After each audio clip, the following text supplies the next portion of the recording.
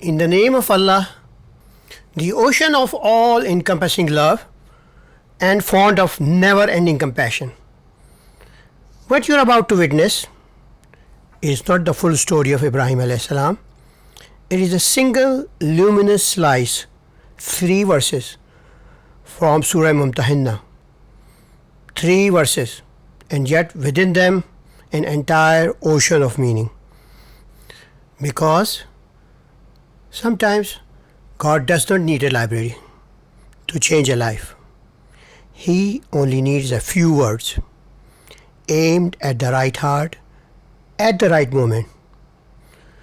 Close your eyes for just a moment and listen.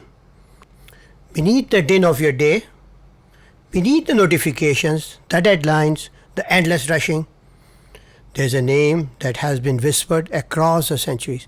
Ibrahim, Abraham. Not just a figure carved into the walls of history, not just a name recited in rituals. He's a mirror. He's a map.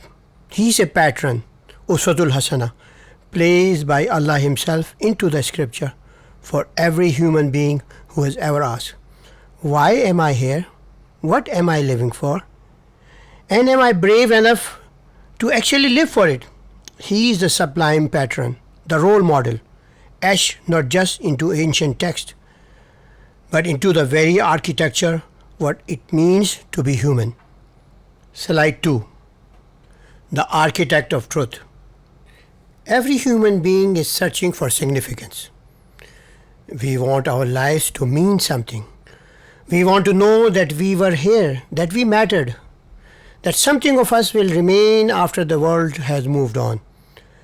Empires were built for exactly that purpose. Pharaohs raised mountains of stone to outrun death. Kings conquered nations to write their names across the sky. And yet, every single one of those names has faded. But one man, who built no palace, commanded no army, and wore no crown, found the answer to that ancient human hunger. And in doing so, changed the direction of humanity forever. His life was not significant because of what he achieved. It was significant because of what he surrendered to. His revolution was never loud. It carried no banners. It was born in something far more powerful than any sword ever forged. It was born in truth. Slide 3. The world of stone. Imagine being born into a world where everyone around you is certain about what to worship, certain about what is sacred, certain that the answer to life's deepest questions live inside stone and gold. But here is something we must understand, because it is far closer to our world than you might think. The people of Ur were not simply worshipping rocks. Most of those idols had faces. Most of them had names. They were ancestors, the beloved dead, the grandparents, the elders, the saints of a former age. People did not just bow before stone, they bowed before memory, before grief, before the very human longing to stay connected to those they had loved and lost. And so the idol became a bridge between the living and the sacred, between the heart and what it hoped was still listening. It was devotion, deeply sincere, deeply human devotion, but it was devotion aimed at the wrong address. They prayed to what could never hear them. They wept before what could never feel them. They poured out their soul before what could never answer. Slide 4. The question. Have you ever sat in a room full of people and felt a quiet unease you couldn't quite name? A whisper inside you saying, something here is not right. Ibrahim alayhi salam felt that too.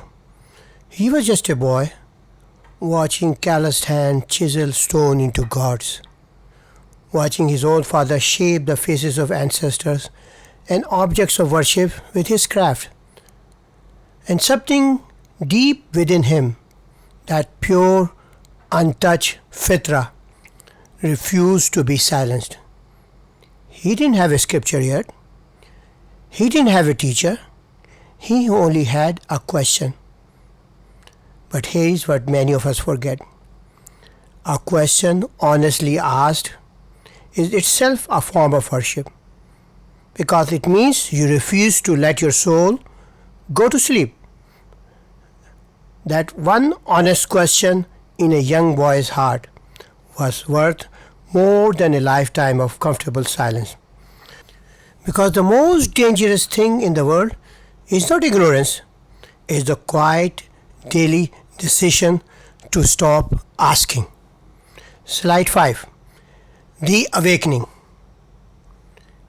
Have you ever stood behind a sky full of stars and felt something stir in your chest? That aching, wordless sense that you were made for something more? That feeling has a name. It's not poetry. It's not coincidence. It is the soul, recognizing that it was not made for the world alone. Ibrahim stood beneath that same sky. He watched a star blaze across the night. Could this be the one? But the star faded, and something in his heart quietly said, I do not love things that fade. He watched the moon rise, magnificent, silver, sovereign, but the moon too surrendered to the dawn. Then the sun ascended in all its blazing glory. Surely this?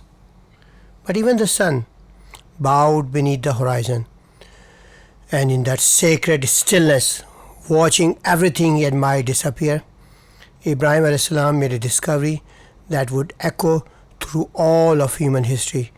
Anything that can be lost cannot be God. He turned his face towards the one who holds the star, the moon, and the sun in the palm of his will, and does not need a single one of them. He had found his purpose, not a career, not a role, a direction. And when a human being finds the true direction, everything else in life begins to make sense. Slide 6. The Proclamation. Have you ever known something to be true but stayed quiet? Because the room was full? Because the faces around you expected your silence? Because the cost of speaking felt too high? Most of us have been there. Most of us choose silence. Ibrahim knew that wait, he was one, they were many. He was young, they were the keepers of tradition. He was a son, they were the elders of an entire civilization. And every social signal around him said, stay quiet, fall in line, this is not worth it. But here is what Ibrahim understood, that most of us spend our entire lives trying to learn. A life without meaning is not actually a life. It's just a sequence of days. And he had found his meaning. He had found the answer to the oldest question buried in every human heart. So he opened his mouth, not with rage, not with contempt, but with the quiet, trembling voice of someone who cannot watch the people he loves walk towards a cliff in the dark. He spoke with tenderness, because truth delivered without love is just noise. And he spoke with courage, because love without truth is just comfort. One voice, one moment against the entire world.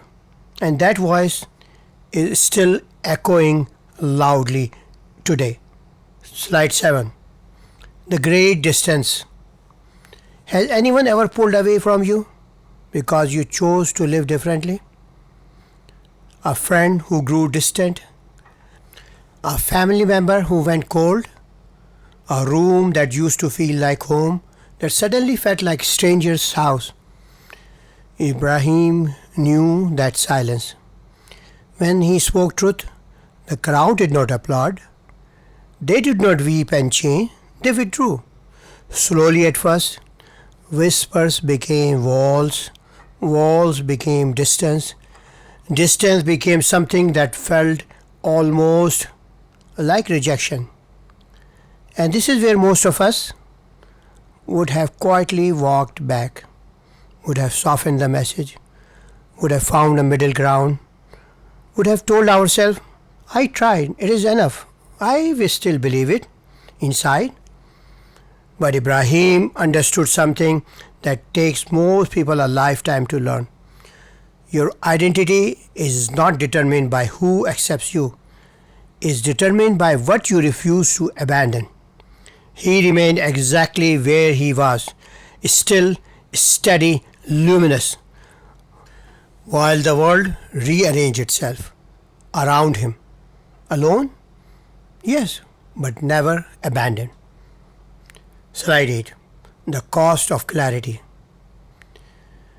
There is a moment in every life when standing for what you believe stops being inspiring and starts being costly. When it's no longer just awkward silence at the dinner table, when it's no longer just the raised eyebrow of a colleague, when it becomes a fire. Literally, for Ibrahim, the nation that had no answer for his truth built a furnace for his body instead. Because that is what happens when a life lived with purpose cannot be argued with. It is attacked. And in that flickering, terrifying moment, Ibrahim stood at the threshold of question that every human being must eventually answer. How much do you truly believe? What you say you believe, not in comfort, not in safety, not when it costs you nothing, but here, in the fire, right now, how much? Slide 9. A plea of love. Before the fire, before the exile, before the world closed in, there was a conversation. Quiet, private, heartbreaking. Ibrahim sat with his father, the man whose hands had held him as an infant, whose voice had filled his childhood, who had carved the very idol that now stood between them. And with every ounce of love in his chest, he reached out to one final time. Oh, my father, why do you worship what cannot hear you, cannot see you, cannot help you at all? Oh, my father, dear dad, I have been given knowledge that you have not. Follow me, please. I shall guide you to the right path. That was not the voice of a rebel. This was not cold, righteous detachment. This was a son breaking open, reaching across the greatest divide two people can face. Not geography, not language, not culture, but the divide of what each one has chosen to live for. Have you ever loved someone so deeply that being lost felt like your own wound? That is exactly where Ibrahim stood, and he still reached out. Slide 10. The heart's exception. His father's answer was not silent. It was harder than silence. Do you dare reject my gods, Ibrahim? If you do not stop, I will stone you. Leave me. For a long, long, long time. The man he had wept for, the man he had pleaded for, the man he had promised God he would pray for, turned his back and walked into the dark. Ibrahim watched him go, and even then, even in that devastating hollow moment, he whispered, Peace be upon you.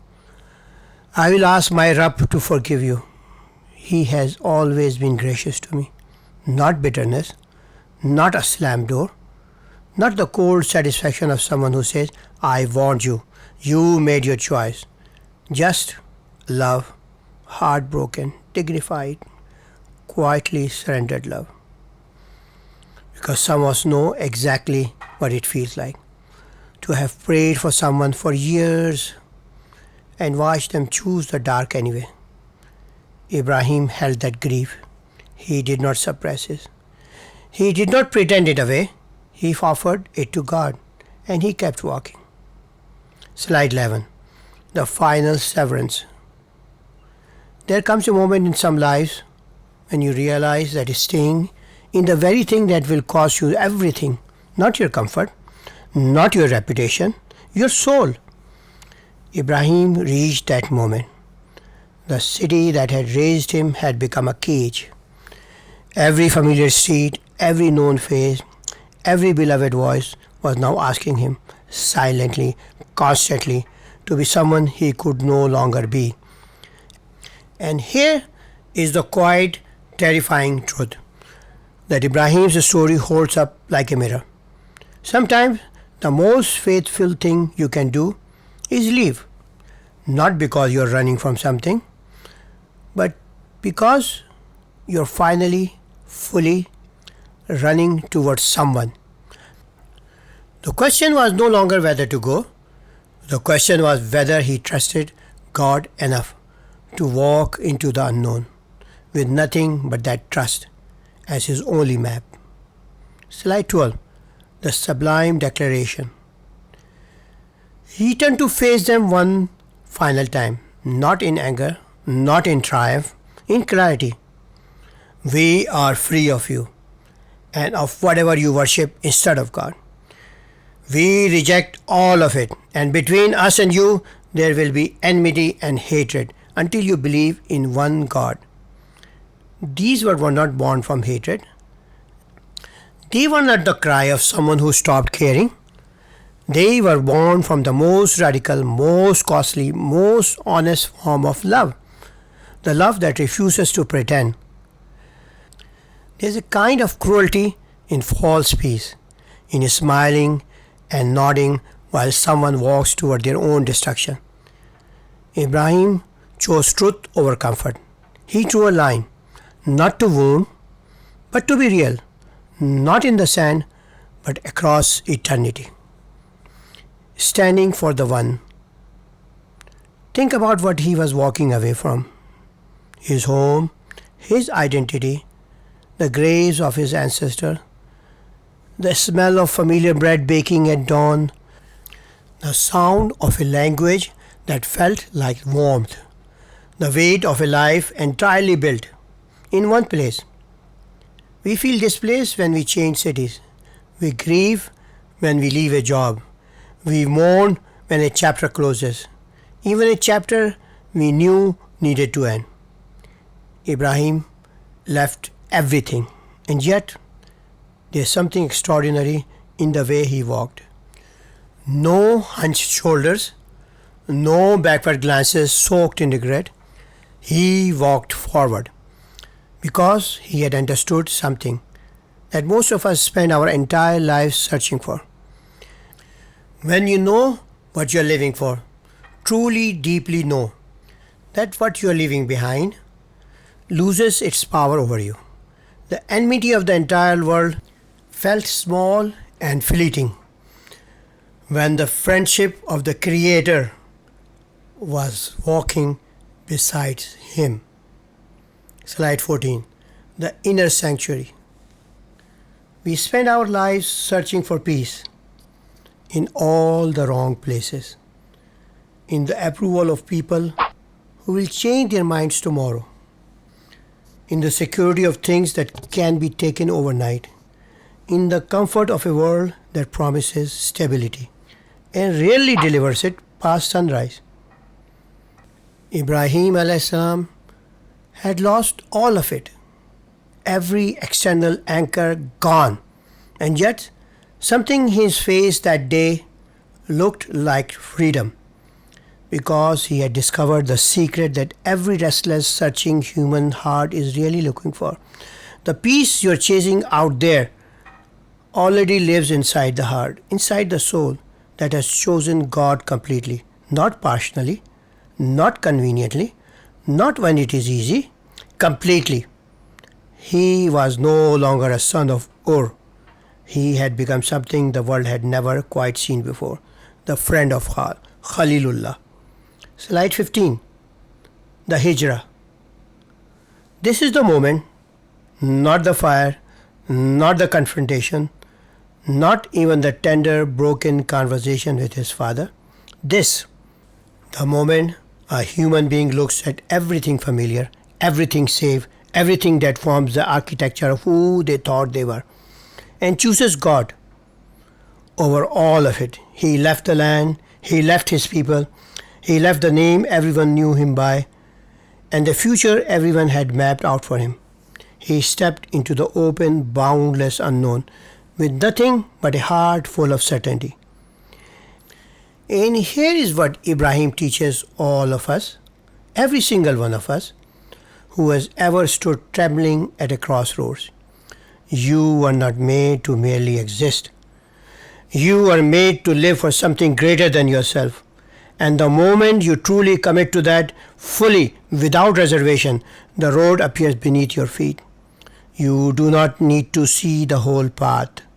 When the heart truly chooses God, the feet always find the way. Slide 16. The sacred separation.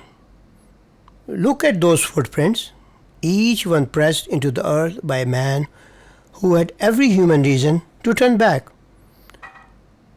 We romanticize departure. We celebrate new beginnings on polished screen. But we really talk about what lives inside them. The grief of what is left behind. The weight of a road with no one besides you. The long silent night when the heart whispers, did I make the right choice? Was it worth it?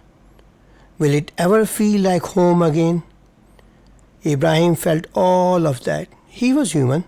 Fully, completely human. And still he pressed forward. Because suffering with meaning is bearable. But a comfortable life without meaning is the deepest suffering of all. This was not running away. This was a sacred, deliberate, love-driven journey. Away from everything temporary, into the arms of the one who is eternal. Divine beloved, Allah. Slide 17. The prayer of the trusting. And then, in the middle of all that vastness, in the hollow silence of the unknown, he fell to the ground, not in despair, not in defeat, in trust. O our Rabb, O our Lord, in you alone we place our trust, our tawakkul. To you alone we turn in repentance, and unto you is the final return. When was the last time you prayed like that? Not a rushed plea before sleep, not a formula recited from memory, while your mind was somewhere else entirely, but a full, open, stripped-bare surrender. I have nothing. I know nothing. I am nothing without you. And I trust you completely. That prayer in that lonely valley with no audience, no applause, was one of the most beautiful moments in the history of the human soul. Slide 18. Beyond the trial. And his prayer did not stop there. Our Lord, do not make us a trial for those who disbelieve. Forgive us. For you alone are the exalted in might, the perfectly wise. He had just lost everything. He was walking through a wilderness. He had been threatened, rejected, exiled by the very people he had loved most. And his prayer was not for himself. It was for the people who had wronged him. It was for the generation who would come after. It was for us, standing here centuries later, still trying to find the courage he carried so quietly, a heart consumed by its own wounds. Praise only for relief, but a heart consumed by God. Praise for everyone else. That is not human nature. That is transformation. That is what happens to a soul that has found what it was made for. Slide 19. The self-sufficient. God did not need Ibrahim to stand up. He did not need that proclamation, that departure, that sacrifice. He is God. Self-sufficient, complete, absolute. The sole possessor of all praise. Whether a single soul on earth acknowledges it or not. So why did he ask Ibrahim to go through all of this? Because the fire that was meant to destroy him became the fire that refined him. Because the exile that was meant to break him became the journey that completed him. Because suffering endured with purpose does not diminish a human being. It reveals one. God does not call us to stand for him because he is weak. He calls us to stand because we become strong in the standing. He calls us to live for something beyond ourselves, because that is the only way a human life becomes fully, magnificently alive. Slide 20. The eternal beacon. 4,000 years have passed. Civilizations have risen and collapsed into dust. Languages have been born and swallowed by silence. The very seeds of Ur are buried under the centuries of earth. But Ibrahim is still here in every adhan that rises at dawn across 1,000 cities, in every hajj that circles the house he built with his own hands, in every parent who kneels beside a sleeping child and whispers a prayer, in every soul somewhere in the world right now, standing alone for truth, in a room that calls them foolish for it. That soul is walking in his footsteps. His story is not as a museum piece behind glass. It's not inspiration for the spiritually gifted few. It's a living, breathing, sublime pattern. The role model, Uswa Hasana, placed by God himself into the fabric of time. For every ordinary heart today that is asking the oldest question, is there more to my life than this? The answer is yes. And Ibrahim alayhi salam shows us the way. Slide 21, the final dua. So here we are, you at the end of this single luminous slice. 3 verses of Al-Mumtahina that contains an entire ocean of a life. And Ibrahim is still watching, not from a distance, but as a pattern, as a role model, waiting to see if we will trace his step.